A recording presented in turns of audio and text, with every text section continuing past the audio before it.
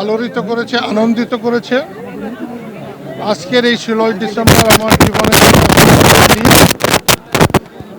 যেদিন হানাদার পাকিস্তান বাহিনী আত্মসমর্পণ করে। সেই আত্মসমর্পণে একমাত্র বাঙালি হিসেবে আমির আব্দুল্লাহ নিয়াজির আত্মসমর্পণে আমি উপস্থিত হতে পেরেছিলাম এবং এই সাভারের বুক চিরে তখন আমরা ছাত্র হিসাবে ঝাঁপিয়ে পড়েছিলাম। বৈষম্য বিরোধী আন্দোলনে যারা জয়লাভ করেছে তাদের আমি আমার অন্তরের অন্তঃস্থল থেকে তাদের আমি শুভকামনা জানাই।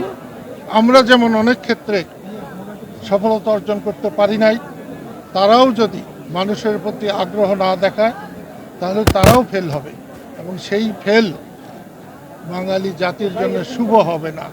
সেই জন্যে আমি শহীদ মিনারে দাঁড়িয়ে আরও আনন্দের, যার কাছ থেকে রাজনীতি শিখেছি, যাকে অবলম্বন করে রাজনীতিতে এসেছিলাম। না হলে আমি একটা রিক্সা চালক হতাম। সেই বড় ভাই লতিফ সিদ্দিকী আমার সঙ্গে আজকেই প্রথম এই স্মৃতিসৌধ উপস্থিত হয়েছেন। আল্লাহ যেন আমাদেরকে কবুল মঞ্জুর করেন এবং আমার দলকেও যেন কবুল মঞ্জুর করেন। আমিন।